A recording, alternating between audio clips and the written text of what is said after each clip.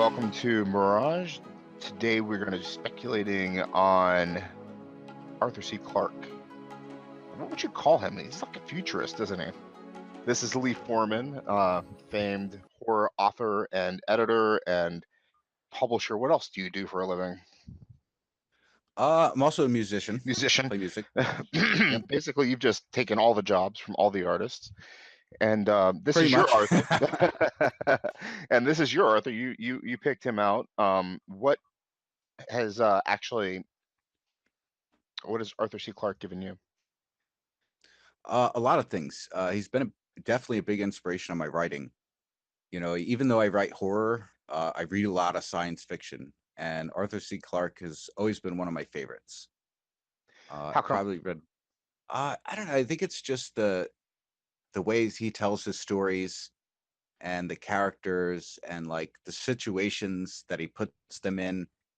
And a lot of times they're unexplained. Like if you take the Rendezvous with Rama series, I haven't read the last book yet, so I don't know. But you know, the first few, they don't really explain a whole lot. They leave you wondering, and I kind of like that. So he is a science fiction author. I mean, would you call him a hard science fiction author, or is he more on this fantasy side of things? I mean, I know him from 2001. I mean, obviously that's a hard science fiction story. Would you? Yeah, Yeah.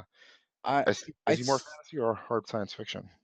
I'd say he's definitely closer to hard science fiction, but I think he doesn't. He kind of steps out of that a little bit too at the same time. How so? Just I mean, if you take like childhood Zen for instance, Okay. it's hard science fiction, but there's also that element of fantasy because he incorporates the idea of religion into it and the origins of that. And But does the religion manifest itself in like a physical reality? Like the gods come down and visit the humans outside of pretty like much, say hallucination? pretty much that's what it is. You know, these, you know, it's like your typical spaceships arrive on Earth, they're floating above, no one knows what's going on, and then when they finally meet the aliens that have come to visit them, they look like the devil from the Bible. And so I think his intention was that they had visited Earth, you know, however many years ago, and that's where like all that came from because of their appearance. So when they come and they look like the devil, it's not because they look like the devil, it's because the devil looks like them. Not so interesting. The ancient Sumerians, I was watching a documentary on them just recently, and I learned they had like thousands of gods. They had a god that lived in each one of their villages that interacted with the people around them. I mean, obviously, they're suggesting the gods are aliens, and I never heard that before. It's really just a genius kind of concept. Yeah, that's one of the theories. You know, a lot of people theorize that a lot of these, you know, ancient beliefs of ancient cultures, maybe, you know, we had extraterrestrial visitors and that's how they viewed them as gods. Because at that point in time, and what else would you think? Yeah, I mean, I just always questioned why we valued gold so much. I mean, there was no really big function for it for the ancient peoples other than to glitter prettily. The idea of an advanced That's, species coming yeah. down and asking for us to mine it for them and it becoming this important thing that really served no purpose for us. I mean, now it does, right? We use it for conductors and whatnot. But back then, what were they using it for other than decoration? Probably, yeah, probably not much, unless if there was extraterrestrials, they Yeah, were using it for something. they were building the circuitry to leave the planet. I don't know, it's brilliant physics. I love it. I mean, I was watching a 6-minute clip, Arthur C. Clarke, he was talking about the future. And obviously he's dead, right? 2008, man, Yeah. 90 years old. He did a pretty good job Hmm. of it, right? It lasted a long time. I'd say. But this clip was like black and white, and he was talking about the future, 2000 being this year of miraculous invention and all that good stuff. And I'm thinking, oh, okay, here we go. We're going to be flying, and people are going to live forever, and blah, blah, blah. And then the dude just spit out all of what's happening now. I'm like, 40 years ago, he called it. He called it. He Yeah, said he that did. we could be sitting at Tahiti working, right? We could do that. I mean, the things that he said that he wasn't like speaking to crazily. I mean, I've seen some pretty outlandish stuff. I call him a futurist, but people call him a popular science fiction author too. Yeah, he's a lot of things. I mean, it's popular science fiction, it's hard science fiction. He's definitely a futurist. He's been labeled as an inventor. He's had a pretty full life. He did a lot of stuff. Right? What did he invent? I saw that in Uh, his Wikipedia and I didn't click on it. yeah, I know. He was in the British Royal Air Force, and he worked as, I believe, a radar technician. And Okay. he didn't invent the communication satellite, but he had an integral part because he suggested that the satellites that were currently in orbit could be used for communications. So in a way, us even having this interview, So in a way, is crazy. thank you to Arthur C. Clarke for communication satellites. We can talk to anybody in the world. That's absolutely insane. And he is one of those few science fiction authors that kind of broke out of the shadows. I mean, if you read books, you know who some of the other greats were, but obviously Arthur C. Clarke speaks to the movie going public as well. I mean, you just know his name and connect it to that movie and Stanley Kubrick so easily. Hmm. And a lot of authors really don't have that kind of notoriety. So he's kind of stepped out of the shadows of just being an author and become a public figure. Yeah, definitely. I mean, he's an author, but he's kind of more than that, you know. I think he's definitely an inspiration for a lot of people, especially if you're going into a career of science. I mean, I imagine he's someone you would look up to and, you know, see as kind of an idol, maybe. But I mean, I think honestly, I mean, he has probably helped the space, the exploration of space to a significant degree, right? In terms of being an author and broadening imaginations and whatnot. Would there be somebody that's writing currently that kind of does the same thing? I'm not too familiar with any current hard science fiction authors, to be honest. I've mostly just read more of the well-known names, Asimov and Clarke and Heinlein, and I'm not I, really sure, who's current on that kind of stuff. I don't know. I immediately thought of what is his name, Neil Stevenson and Andy Weir as two of the names that kind of doing it. I wish I knew more. Speaking of Arthur C. Clarke, there is a technical novel that came out, God, a long time ago, 14 years or something, about going to Mars. Are you familiar with it? That one I'm not. No.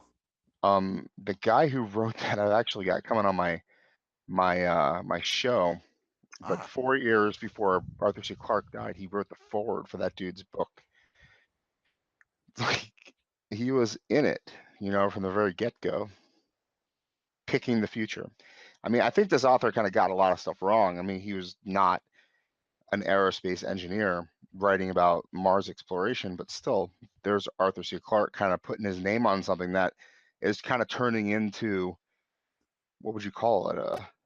The mission of the 21st century, getting to Mars. yeah, I'd say. I mean, it's definitely going to happen, I think. I don't know.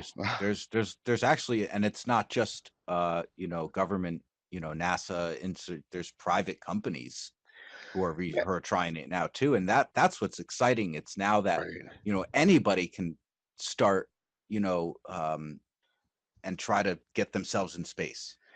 I find curiosity and independence. I think these are the other ones named the rovers that are up there right now that are still operating after Yes, an ungodly that number of hours on the planet. yeah, I think they gave it like 2 years maximum, Yeah, and man, it's it's a just miracle. keeps going. It's a freaking miracle. It's really an amazing expedition. But what can humans do? You know what I mean? It's not like you're going to be able to colonize Mars and all of a sudden there'll be a second Earth in the solar system. It's going to be hard and people are going Yeah. to die. Well, And yeah. Have you ever heard of the Mars One project? yes, is that That the is like, that's inspired me. I've actually written lots of stories with that as kind of like the beginning thought process, getting to Mars independently, starting a colony on your own. I mean, did Who else wrote like that? I want more. I want not to be original because it seems like that's a no-brainer. You know what I mean? Putting like religious groups on Mars or political dissidents or biker gangs or whatever, just like letting them colonize the red planet. Yeah, yeah. It's very exciting. I think that to think even within this century we could be out there living on Mars. You know, it's incredible. Did you read Artemis, the No, Andy Weir book? He no, goes I didn't. he goes to the moon in 100 years, and they set up a gigantic base. And honestly, he's a world builder, so it makes a lot of sense the way he describes it. But I mean, I think that's the first step, right? You go to the moon, and you set a base up or something, right? Lower G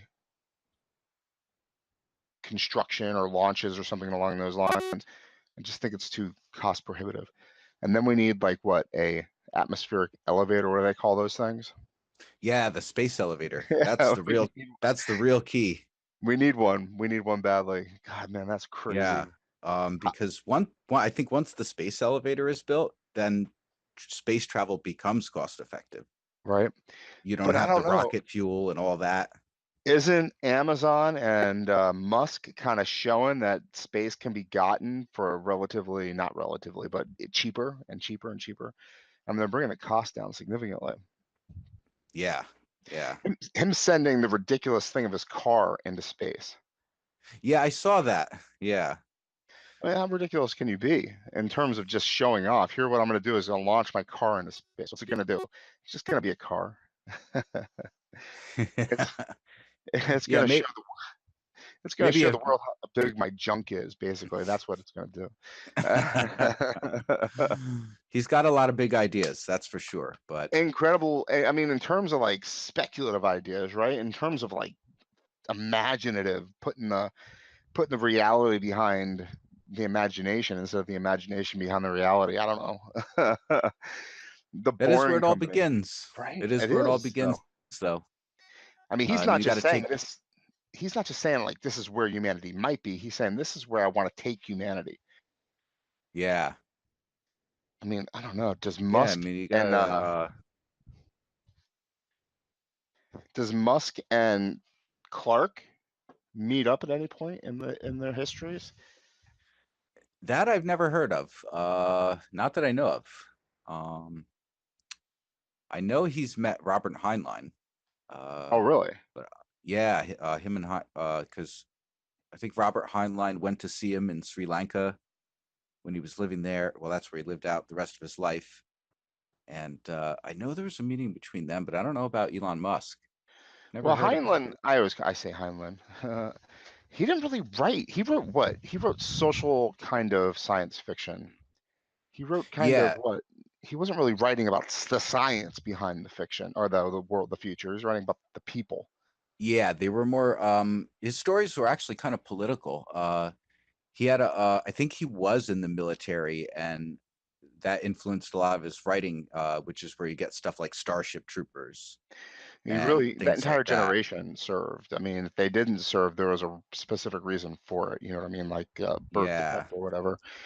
And if they're writing in the 50s and 60s, chances are they carried a rifle and shot at people, probably killed people too, and had to spend lots of time talking about why it made sense they were doing it. That's what, I mean, and in terms of fantasy, I mean, J.R.R. Tolkien had that same kind of thing going on. And C.S. Lewis, I mean, just kind of examining what it means to be human. yeah. I think my favorite book of his is "The Moon is a Harsh Mistress." Oh, yeah, I've heard the title. Unfortunately, I've not read a lot of Arthur C. Clarke. So we're This going, was a Heinlein book. oh, okay. Yeah, and it was really good. It was very socially conscious. That's pretty. I mean, it's on the moon. People are living there. It's a penal colony, but it's not really about the science aspect. It's about the political He's and not trying to make societal it, effects of that yeah. whole thing. They're just on the moon because they're on the moon. Somebody else figured that out. They're doing other things. Yeah, I don't have any issue with that, right? I mean, fiction's all about people, isn't it? The yeah, stories are what is interesting. Um, with The Martian. I don't know if you picked that up. Did you see the movie? At I least. seen the movie. Yes, yeah. Right. The way he wrote the book was amazing because things had happened to him that he wasn't expecting. Obviously, the first being, he was stranded on Mars. I mean, everything he's playing catch up through the entire novel. So all the science is geared to kind of being worked on the spot, basically. And Neil Stephenson's kind of the same way. The moon explodes in the atmosphere and nobody knows why, and they don't have time to really, sit around and deliberate why it blew up, because pieces of the moon are going to start cascading into the planet and destroy all life. So the entire novel is about them trying to save a portion of humanity, and it's freaking brilliant. Mm. My point being, what started this tirade of confusing these two authors with Arthur C. Clarke? Musk won an Yeah, Arthur C. Clarke Award. So I mean, there's a connection there. yeah, and even a lot of Arthur C. Clarke gets a lot of credit. The geostationary orbit that satellites are in is actually called the Clarke orbit. That So, is pretty cool. yeah, Because he discovered it, or because they are honoring him as a science fiction author. yeah, because it was his idea that he had suggested in the first place. Are there people writing like this nowadays? Are people like revolutionizing the world through their writing? I don't think they are. I don't think anybody has ever revolutionized the world through their writing, except for this dude. Is actually, if you really put your mind to it, He's one of the few. Yeah, definitely one of the right? few. I mean, And the thing with that too is you don't know until years later. There could be somebody writing books right now that we've never heard of, yeah, and 20 years from now, it's oh my God, this guy thought of this and that, and you never know. yeah. This could be I mean, somebody look out at there. Shakespeare, right? I mean, he's writing plays because he needs to make a couple pennies or whatever the hell you want to call it in England at the time. And he's revolutionizing the English language as he's going along. His intention's what? To make money. His end result is, influencing the actual language that he's writing the plays in. It's incredible Mm-hmm. what you can do if you become popular, right? And what do they called him a populist? Not a populist, that's politicians. He's popular science fiction. Popular science. What does that mean exactly? Yeah, I don't know. Oh, it's an interpretation of science intended for a general audience, like Okay, science yeah. So journalism. anybody could pick it up and read it. You don't have to know Yeah, the stuff they're gonna give you all the pertinent details to make it understandable, which makes without sense going because over your head. Yeah. yeah, exactly. I mean, the stuff that he's talking about is just the stuff that he's writing about. It's outrageous. Um, Honestly, I guess 2001, the story that everybody gives him credit for, he didn't even write it like in the moment before the movie. He wrote it as the movie was being filmed. So the book that he wrote 2001 is actually how, I don't know, did you read it? Yep. Did you Yep. watch the movie? Oh yeah. Yep. Do they compare? Actually, they do, but you kind of have to read the book to fully understand the movie in a way. Because I Oh, had seen the movie first a few times, and the ending is so obscure that you're like, okay, I can interpret that, but what does it really mean? And if you read the book, it explains it, and then you're like, oh, okay, now I get it. 2001 is very fantasy-esque, isn't it? I mean, yes, it has technology in it, but when you start to look at that thing, I'm going to call it a rectangle, but they call it something else. The obelisk, yeah, The obelisk, the yeah, obelisk. I mean, there's something more going on there than science, right? There's no wires. There's no yeah. evidence It's weird of normal because sentience. yeah, it's science, but it's fantastical because it's science we can't comprehend. Can't understand it, and it's always Yeah. showing up. And you can't give Arthur C. Clarke credit for that, because if you look at Stan Kubrick's work, that obelisk, that symbol of the black thing, shows up in a lot of his work. A lot of his films have reference to that thing. So that's a him thing. You know what I mean? It's not a Arthur C. Clarke thing. Mm. necessarily, unless you can argue differently, because you were talking about the alien species that lands on a planet and people think they are gods, but the authorial voice is telling you that it's not. They're just normal people from a different planet traveling through Yeah, space.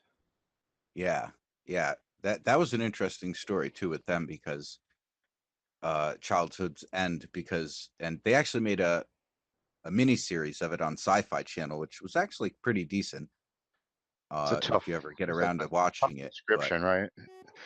yeah, When you say it was kind of decent, as you love the source material so much that you'll sit through it if there's nothing else on. it really wasn't bad. Oh, I really? think they, especially for like, a Sci-Fi Channel original, I think they did really well with it, and When did it it come out? definitely follows the story. When was it? 2016, if I had to guess. Oh, I wow. think So it was it's a about 2 newish years one. ago. Okay. Yeah, and I think the makeup effects that they did for the aliens were incredible. Like they looked really good. Like he looked like Darkness from Legend. Like it was really awesome the way they did that. Are you a cable person, TV person, like plugged into the system or whatnot?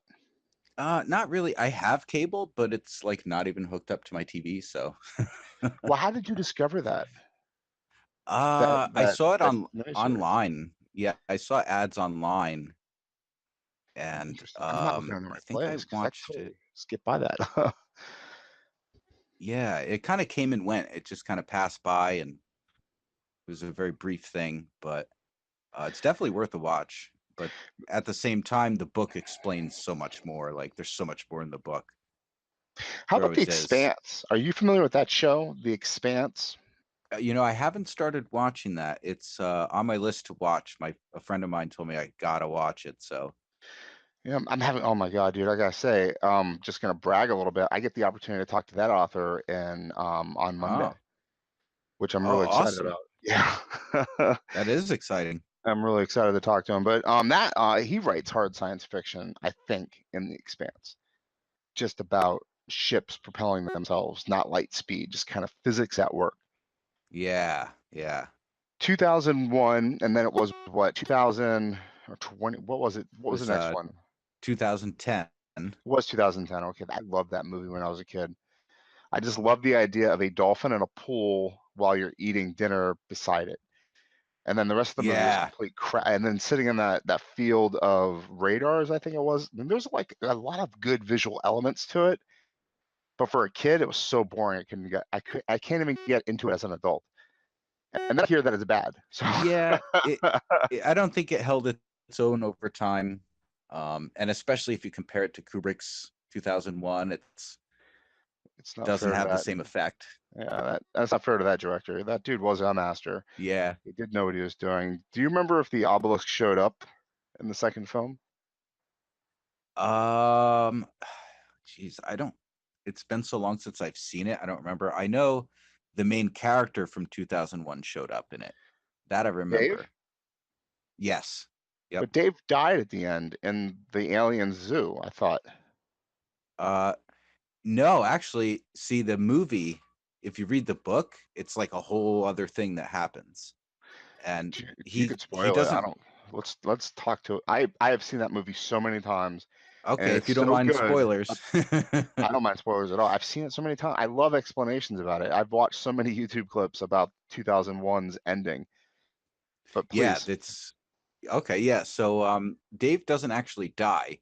He is like forcibly evolved into a non-corporeal existence, and he's given the task of watching over humanity and trying to guide them towards their future.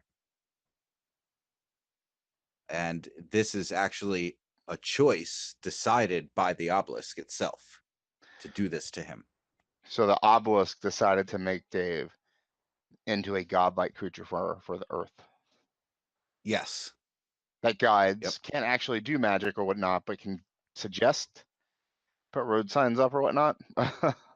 Or can he Yeah, actually like influence events with like a wave of his um finger?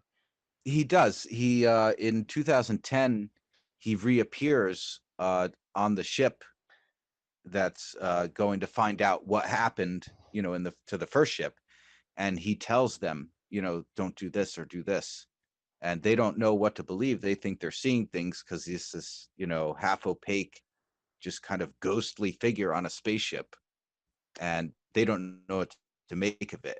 But he's trying to direction, and that's kind of the point of the obelisk in those novels. Is it was sent, to us by some ancient, alien race somewhere, and its intention is to either guide us in the right direction or destroy us if we're going in the wrong direction. And that's where But it gets interesting further into the other books. but that's that's a new direction for Clarke as an author, or does that show up in other work of his? It's a little different, yeah, because a lot of most of his stuff is mostly optimistic. Uh, he's not like H.G. Wells, where all the science fiction is scary and terrible. Well, Um, Wells was writing at a time where I'm actually doing a podcast with a friend of mine this weekend on Wells. It's interesting that's popping up. I would think that Wells is kind of writing from a perspective of science is new too. yeah, I mean, yeah, before it was especially kind of for like, his time. exactly right. In that time period, things were being industrialized, and God, man, wasn't he alive during like London's bad fog thing that killed like 30,000 people? I think Was like, yeah, I think wasn't so. that his time frame? I mean, people are dying from technology, and people are being hurt by it, and obviously that makes sense. Things got better, thank God. Yeah, But in terms of like how H.G. Wells saw the future, it probably was a scary place. And then anybody writing in, I mean, Jules Verne's wrote very fantastically, right? He just did whatever he wanted. his books were scarily accurate. I mean, Like the terrifyingly contraptions that so. he envisioned for people to do the things that he wanted them to do were pretty miraculous, Yeah. right? Like Nemo's submarine or the spaceship and how to get people to the moon or whatnot.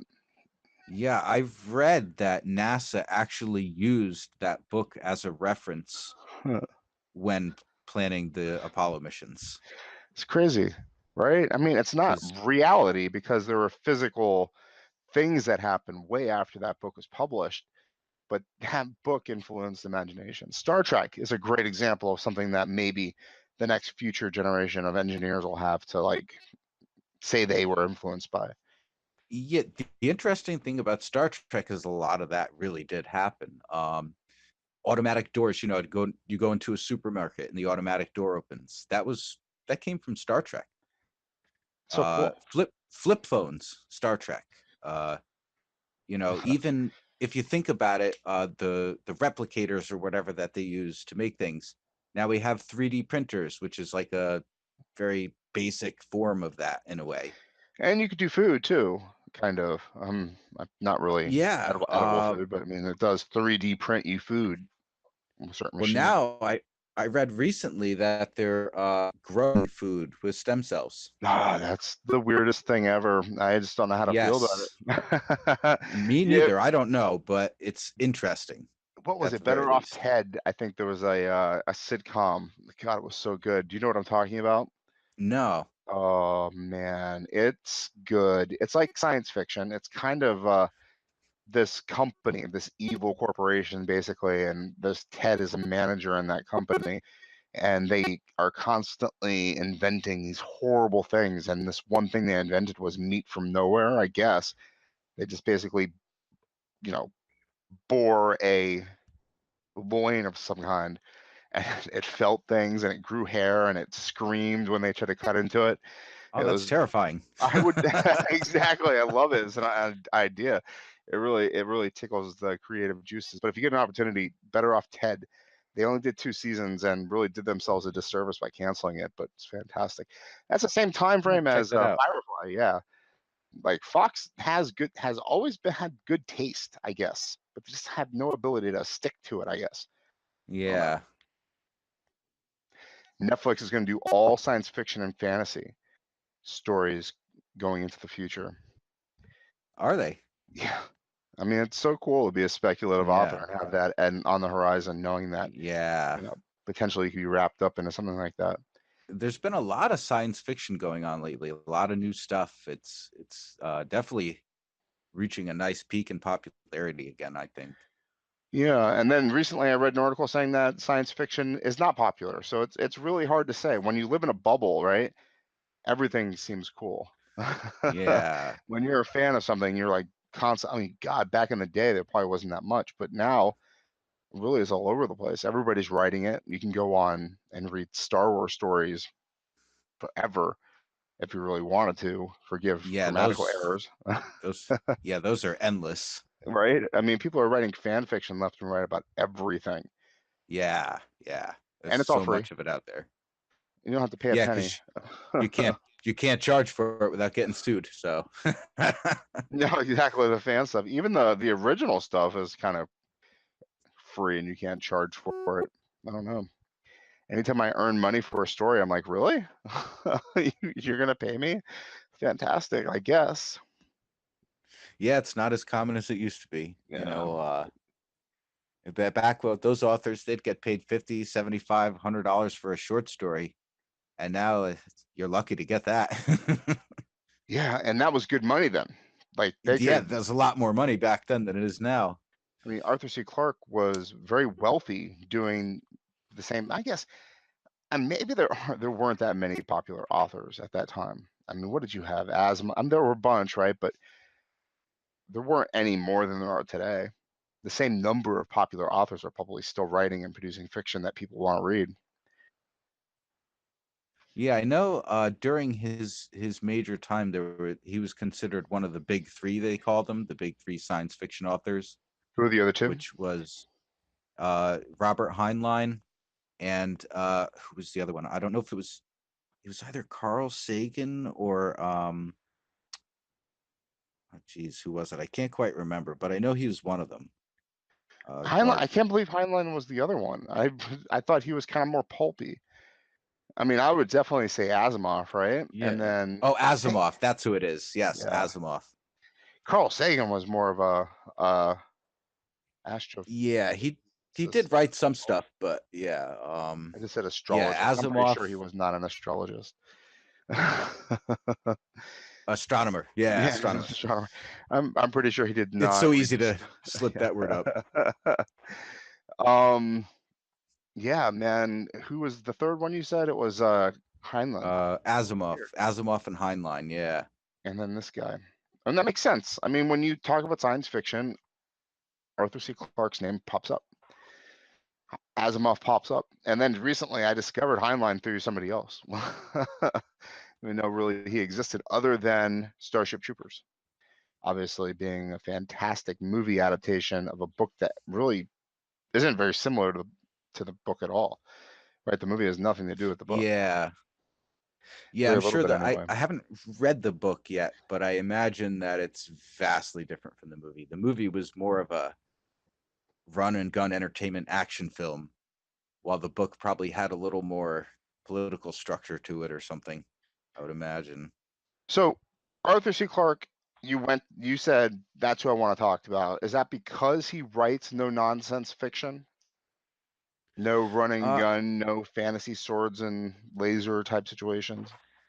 I mean, that's partially why I do like the a little bit harder science fiction, and I like it. I chose him because he's just had such an influence on everything in science in general. Science Really cool. fiction and real science, because science fiction always influences real science, and just the way his stories are, like like I said, they're packed with real science, but they're also packed with that mystery and fantasy and fictional element that might be true and it might not be true. It's a possibility, but it's beyond understanding in a way. Does he date himself at all? Um, does it seem like he is old fashioned now? Or does his prose kind of match with what's currently being I think written? it holds up. Yeah, I don't think it reads very old fashioned. I mean, if you read someone like Jules Verne, you can tell the difference. Yeah, it's difficult. Um, Because I That mean, was a they were long writing. time ago, but yeah, I think his stuff reads pretty relevant. Because if you read it, it's hard to like. It doesn't have like a certain tone that says, "Oh yeah, this is old stuff." You know, it doesn't translate to now, but it kind of does. What do you think is the coolest thing that he got right in his science fiction? Coolest thing that he got right. It's hard to say. I will say we'll find that out very soon, because one of the things he speculated about was life being on Europa, one of the Well, moons of yeah, Jupiter. that's probably a given, right? I mean, that's the water moon Yeah, with and geysers shooting up for some reason or another. They're unsure why. I mean, there's got to be something there. I mean, there's radiation coming right from Jupiter too that might be killing things that might make it impossible for life to be though, right? I mean, possibly. They think though that the layer of ice might protect the life inside. It's almost like the layer of ice acts as kind of an atmosphere to no, I like totally a see it. water Totally see planet. it. I mean, are we going to get there? Is there life on Mars then? I mean, if there's life on Europa, there has to be life on Mars. And if there's life on Mars, there has to be life on the moon as well, because it's got to be the same type of life that kind of just floats around the solar system on comets or gets knocked off of planets and floats around in space. I mean, what are those little things called? Worms of some sort. They bring up the space with them all the time that live Oh, forever. tardigrades. Yeah, that's what they are. Tardigrades. They live a ridiculous amount of time in like a vacuum type state, isn't it? Or am I wrong? Yes, they can live without water for it's well over 10 years. And it only They takes a just year. It only takes 6 months to get. It only takes 3 months to get from Mars to Earth, I think, if you're going the right way. And we're Yeah, I'm talking not about, sure. Last I heard was 9 months, but that was years ago. So yeah. by now, they could probably do it faster. Maybe I Well, it's all don't know. trajectory, right? And they can aim and get gravity assists and crazy stuff like that. I think they've actually pushed it to 3 months. I mean, I'm not going to put any money on it unless I go to my computer and Google it real quick.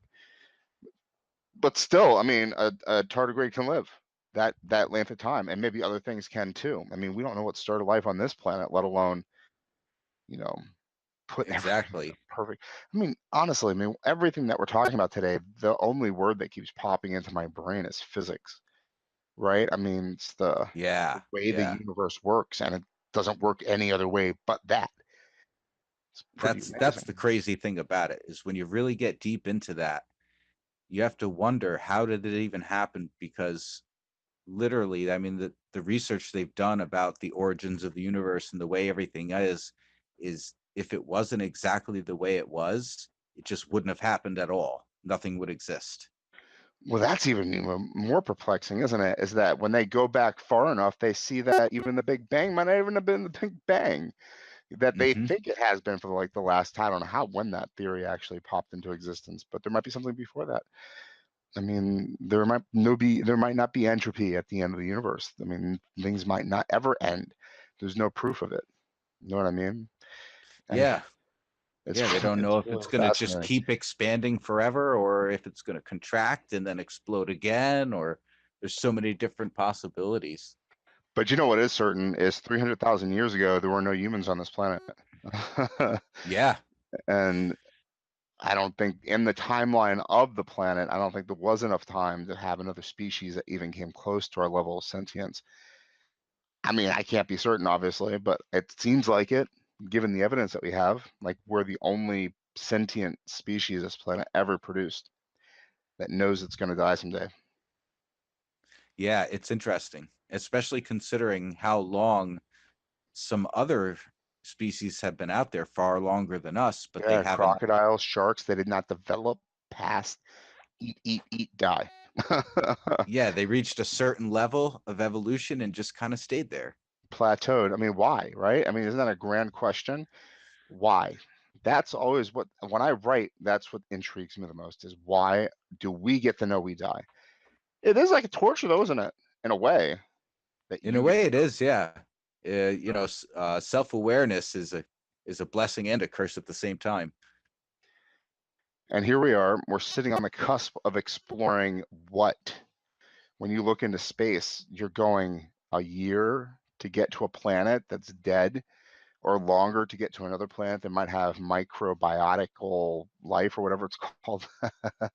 You know what I mean? There's like, you're looking around, you're in the middle of a desert on an oasis, and you're like, okay, you know what? I'm just going to walk around and see if there's anything else out here. Yep. Yeah. It's going to take That's 40,000 years to get to the nearest star. That's the craziest thing, is like, we don't belong there. It doesn't seem like we have been invited for some reason. Physics said here and only here, unless you're an yeah. asteroid and you got time on your hands. Yeah. Right? And that's basically how it Yeah. boils down. If you got time and you don't need to actually be breathing anything or ingesting energy to live, you can see the whole universe. Yeah, that's what they say. If you could travel at the speed of light, um, because of the time difference, you could actually see most of the known universe in a single lifetime, they say. If you Oh, it's so actually interesting. achieved, full speed light, you'd be gone for billions and billions of years, but to But you, you've only lived it 80. would not experience that amount of time. It's an interesting theory. It's an interesting theory that there are other universes out there too underneath our universe. I don't even know how to work. I don't even know how to word the alternate universe theories. That's the fascinating thing. You know what I mean? Is it sounds fantastical what's possible, but if there's antimatter, then that means there's matter, and everything could have an opposite pole. Just unbelievable. I mean, we only get 80 years Yeah, on it. the And multiverse thing is really interesting, and they're leaning more and more towards thinking that's probably what exists. it's crazy. It'll drive you crazy. But at the same time, you don't get to do this alone. You get people like Arthur C. Clarke kind of doing some thinking for you. You know what I mean? And then the generations that come will have Scalzi, if he does any real thinking, and anybody else. The people who are writing about science fiction adding to the next generation. It is. I think in science fiction is 100% essential for science in general, for real science. Because without Leonardo those DiCaprio. ideas, those Yeah. fantastical, impossible ideas thrown out there, who's going to say, well, maybe we could really do that? I mean, I think Leonardo da Vinci might have been one of the first speculative thinkers, right? I mean, he's out there drawing helicopters and siege engines and things of that nature that were never invented in his lifetime. Yeah. But he influenced the future. He He was influenced the way people think. you could say he was a futurist. I mean, maybe he was the first futurist Maybe. for I, all I we mean, I know. can't think of anybody else. I mean, yeah, oh God, there were a bunch of Greeks, right? Who do you call Yeah, it? back then, yeah. What's the guy's name? He had a theorem. Oh, God. Oh, yeah, I know what you're talking about. I want to say it so Pythag bad. Par- Pythagorean, or yeah, you're how, something. however it's pronounced. Pythagoras. I didn't do well in math Pythagoras. in His name is school. Pythagoras, isn't it? Pythagoras? Something like that. Pythagorean? Oh my God, forget about it. I got a degree in English. What did you get your degree in? Math? Uh, no, I said I'm terrible at math. Oh, okay. Yeah, I just wrote him into a story the other day too, so I should have his name. That's just the problem with Google, right? I mean, I don't know anything. Google knows all the information that I'm using. I've actually learned nothing in like 20 years. Um, That's the ease of the internet. You know everything, but you know nothing. I know nothing, right? It's really amazing. So Arthur C. Clarke, what an amazing dude. He was a veteran, World War II, was in the Royal Air Force, right? Yep, Royal He Air died at Force. 90 years old. He got to see the millennium. He got to see everything he thought was going to happen. Yeah, pretty much. Pretty much. He got to live long enough to see a lot of his ideas begin to become realities, or at least be theorized as realities. And a I mean, lot of authors don't get that. Yeah, a lot of authors don't. But I go back to the idea that when I think of Arthur C. Clarke, he had a body of work, right? He wrote endless amounts of fiction and science articles and thoughts down. And yet I think of him as the 2001 author, and he Yep, isn't really the author of that movie. Stanley Kubrick is. He wrote a book based on it. That's his legacy at the end of the day. Going forward, that's going to be his moment in history, is that movie and that book. definitely. That's what he's most known for. And Is that thank sad? I don't know. I don't think it's sad because, whatever gets your name out there and gets you remembered, why not, Yeah, I guess. I mean, you go if that farther than that, right? if I mean, what about Terry Brooks, yeah, right? He wrote The Phantom Menace.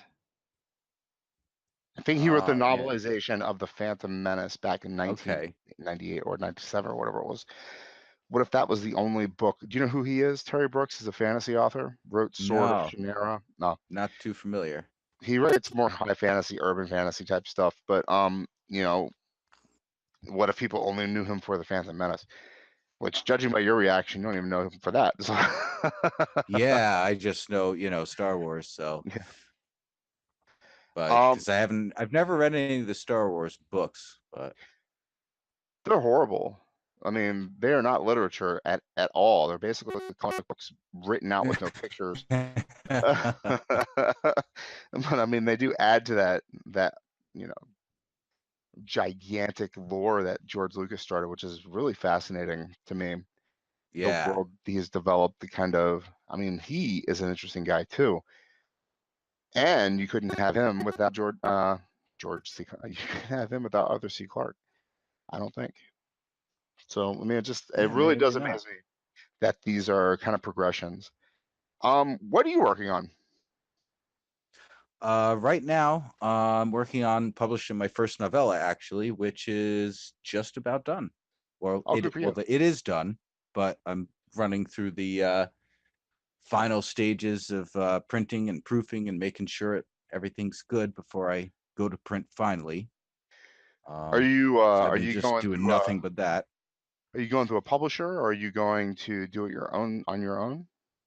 Actually, you are Yep, your own I'm publisher, aren't technically I am now. Yeah, a little bit. But yeah, I'm just gonna publish it through myself.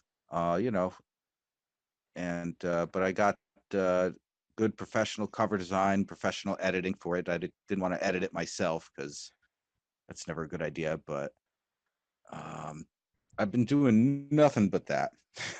How long did it take you to write? It probably took write it, and then Oh, I'm sorry, you broke probably up. How oh long? yeah, it took me about a year to write it, Okay. and then probably another year, editing and rewriting and getting the cover design and all the other stuff that comes afterward.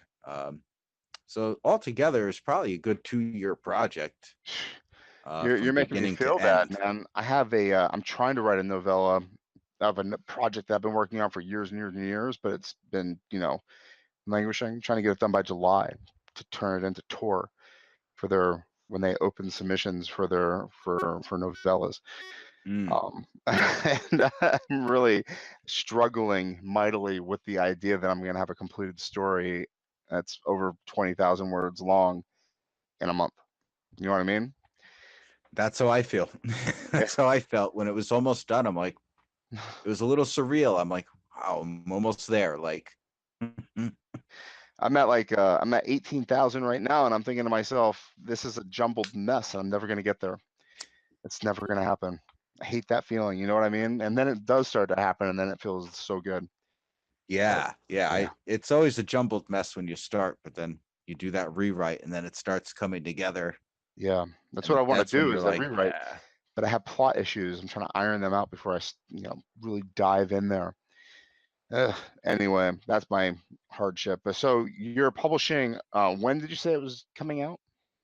Well, it should be. I can't say for exactly sure because I gotta check all my proof copies and do all the finalized stuff. But I do have a proof copy on the way. Oh, good for you. So if that comes back and it looks good, which knowing working with that kind of stuff, usually it takes a couple of tries. You have to make adjustments and redo it, but we'll see how it comes out. And so now I'm just waiting. That's kind of the hard part. There's nothing for me to do right now. Well, I mean, right. You've got your writing projects and Oh probably your yeah, editing everything projects too, else. right? And then day Yeah, job stuff.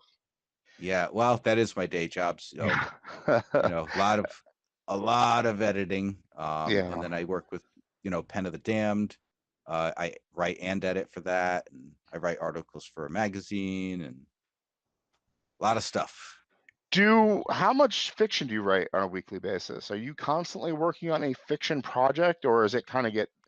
I remember correctly when you did Origin, fiction takes a back seat sometimes, right? Sometimes because I write like paranormal articles for Living Paranormal Magazine. So sometimes I dive into, I mean, I guess you would call it nonfiction because it's not fiction, but it's like urban legends and It might things that be declaring may or myself a may not be skeptic. real. Yeah. Yeah, exactly. It might be declaring Yeah. myself a skeptic, but when I found out that stuff was actually called nonfiction, it was kind of bewildering. You know, Yeah, I it's never like know how to classify it myself. It's like, that's okay, it's totally classified nonfiction. it's nonfiction because it's a so it's interesting to write those articles because it's in between the lines a little bit. Yeah. I like the idea of having you back on this show and talking about some paranormal stuff, and also I'm really curious about how you write horror fiction too. I mean, I've written some kind of darker stuff and people are always like dying or bleeding or whatever, but I don't really think that's good horror. It takes kind of like a skilled pen to put some of that stuff together and not make it seem very clichéical, I imagine. Yeah, I mean it's hard. It's a lot of practice, and a lot of self-criticism and a lot of reading other work. You know, I guess you have to And be a horror fan, right? And constantly thinking about what is yeah, it that your novella is about again? it's basically about a spaceship that is on a research mission to Europa, which is funny because we're talking about Arthur C. Clarke, and to be honest, it's actually Arthur C. Clarke inspired a lot of this book, so it's pretty relevant. But it's about a ship that gets lost during a research mission, and so they send another ship on a search and rescue mission, and the astronaut, the main character John, they go onto this ship, and when they go on the ship, nothing is what it's supposed to be. Like, so they're on this rescue mission and they find the crew dead, and everything else that happens is like beyond their comprehension, and nothing really makes sense. Like the inside of the ship is much bigger than it is on the outside, and it takes them through all these crazy situations that are just beyond human understanding. That's cool. I like that. Getting out of control aspect of it, digging deep beyond reality. It's cool stuff. Being the fact that there are so many layers to what's possible out there. Do you hear my son screaming and stomping? No, I Makes didn't. it makes for great podcast recording. I wonder what he's throwing a tantrum over right now. Was there anything else that you wanted to mention about Arthur C. Clarke that you think that we failed to get into the show that you think needs to be mentioned? I mean, I think we kind of went all over the place with what he inspired. I think that's the best part of this Yeah, conversation. Unfortunately, that because tends to happen. I mean, he's an older author, which I didn't really discover. He wrote things after 2001 when I Yeah. was a kid. I mean, that's what I knew him. So it was way too late to actually dive into his stuff and think, I don't know, when did you discover him? When you were an adult or when you were a kid? It was an adult. I discovered him like right around when I was going to college, and that's kind of when I started fiction. And because I had seen 2001 and I didn't ever fully understood the ending, I said I want to read the book and see if there's anything in there that I'm missing. And pleasantly surprised. Well, I mean, nothing that you just told me was in that movie. He's not a Exactly. celestial being that's being able to change the direction of humanity at the end of 2001. And Exactly. man, Yep. I gotta say, It's all of the 1980 movies that came out, science fiction wise, Blade Runner included, that I watched as a kid, ruined the experience for me later on in my life. Like really I watched Blade Runner over and over again when I was a kid and didn't realize I actually watched the whole freaking movie many, many times. I thought I fell asleep during it and had no clue what happened. But the truth of the matter is, I had no clue what happened at the end because it was so confusing. that is a confusing movie. It Right? is. I mean, the And you guy know just what? kind of freezes, and I'm like, he looks the same. The sequel is confusing too, actually, but it's I good. love the movies. I mean, as an adult, they're great movies. They're really well done, and 2049 was beautiful. So good. Yes. What confused you? Well, hello? Oh, thought I lost you there. Yeah, you Still did. there. All right. What confused you about 2049?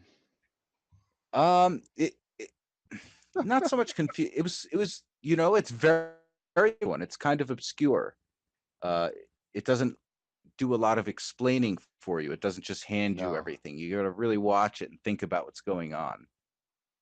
It's like the first one in that respect, where it's just kind of obscure and it's a very dark movie. There's yeah, almost no background music through the whole movie, and it's just all these dark, ominous, depressing scenes, one but it after another. flows so well. Yes, it was Man, it really flows. well done.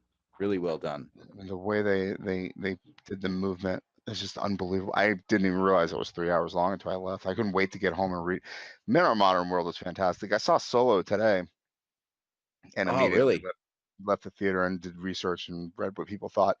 It's scary to like a movie nowadays. You leave a I know, theater right? thinking, You wonder, am I the only one that really likes this movie I or know. what? It's like, oh, dude, that was good. I like that. You get home and like the internet's on fire, trying to raid Ryan Johnson's house and string him up for ruining the Star Wars franchise or something. I'm like, God, I thought it was not Yeah, bad. I think sometimes people are a little too hard on movies. Like, I don't know. What do you want, dude? I just go and try to enjoy it for what it is, you Exactly. know. I didn't go to Solo today to hate it or to find the holes in it. I paid $10 to go enjoy the thing. And that's what I did. Yeah. I left thinking, wow, that was really well done. And then as soon as I got home, somebody pointed out all the issues that I had in the movie while I was watching it, and that I didn't really think of as a big issue until I got home and read about them. You know what I mean? But it's if you haven't seen it, if you're a Star Wars fan, I highly recommend it. Yeah, I'm definitely gonna go see it. I'll see every Star Wars movie no matter how bad it is, just because I have to watch it. Like, Exactly. you I saw know. the Clone Wars like 3 times in the movie theaters, and that I couldn't get that was bad. I refused to accept it. That and the Phantom Menace. I just refused to accept those movies were bad. It's like they have to be good. They have to be. I do the same thing with Star Trek. I'm like, I'm not one of those people that say every other one of them is a bad movie or the odd ones are bad or whatnot. I'm totally about Star Trek too. I Yeah, accept. I must have like I don't admit it most of the time, but I've seen every Star Trek episode at least 5 times. So Oh yeah, I'm probably the same way. Except for the Abrams stuff, man. I just cannot get into it. I just don't yeah, think it's the same. when he blew up Vulcan, that just killed the whole thing for me. It's like everything he does is bad. And then he did he did one Star Wars movie. I didn't think it was that good either. But the other stuff is good. What they're doing now is really interesting. The Rogue One and this one and Ryan Johnson's take on it. Thought it was interesting. I wish he Rogue hadn't One had was to. excellent. I thought so too. I really think that this is going to be an interesting future when they're actually developing more stories and kind of building this universe, doing a kind of Marvel thing on it. Yeah, I like that because and especially I like the idea of the Boba Fett movie because he's such a mysterious character. You almost know nothing about him. And he's such an like he was like most people's favorite character and he just had this little side role and didn't really do much of anything. And it was always sad to never see more of Boba Fett in anything. Yeah, right. I mean, he's just there for a second or two, and then they kill him in Return of the Jedi. Yeah. Like, here, watch him die. He's gonna get eaten. He's comic relief, guys, and we're gonna give him what do they call it? The Wilhelm scream. Yeah, like the, I the actor was. doesn't even get to scream for his own demise. We're going to use this other dude who's been dead for 40 years screaming for him.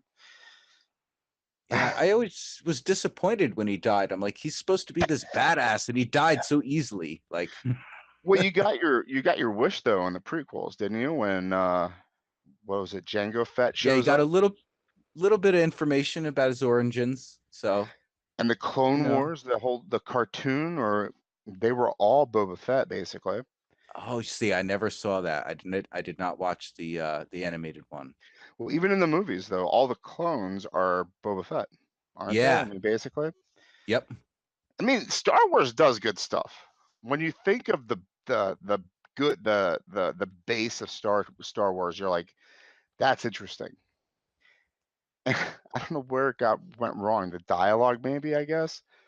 There was so much good that could have happened, and so much fluff and crap that made it bad. Yeah. Yeah. There's a lot of stuff that they did right, and there's a lot of stuff they did wrong. I feel like they all could have been, the prequels could have been much better movies, Yeah. but You know what it is, man? Star Wars, the original New Hope movie, before they put the additions in, is a brilliant movie. But as soon as they did put the additions in, they're horrible.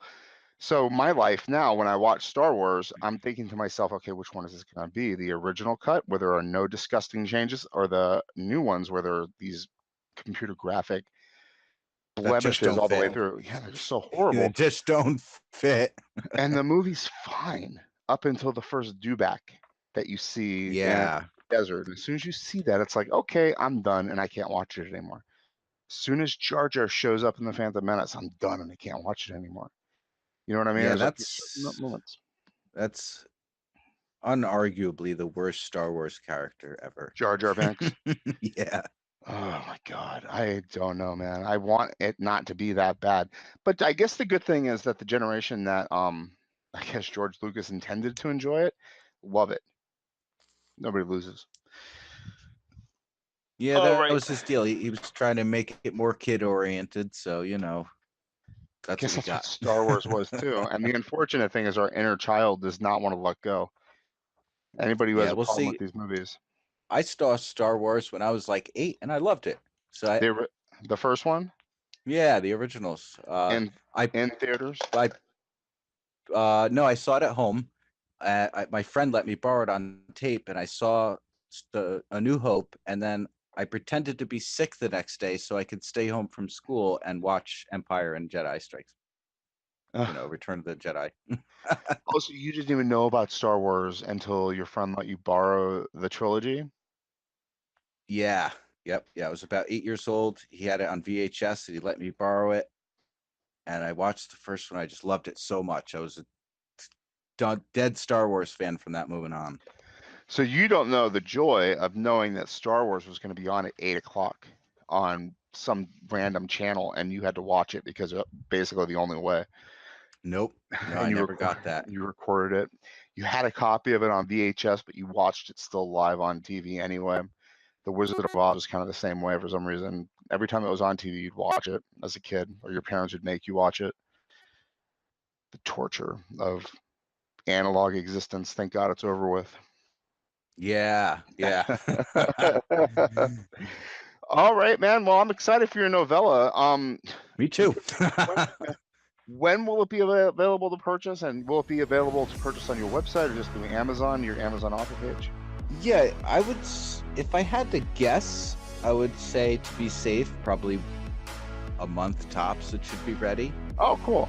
All right. I was and thinking that's Christmas. and that's if things, if everything goes well, it could be a couple of weeks if I'm lucky. Cool. And it'll be available on Amazon, Smashwords. I'll work on getting it BarnesandNoble.com. I'm gonna get it everywhere it can go. So. Oh, perfect. And all right, cool, man. Thank you so much, and I'll talk to you soon. All right, Brian. Thanks a lot. You have a good one. Bye-bye. Bye.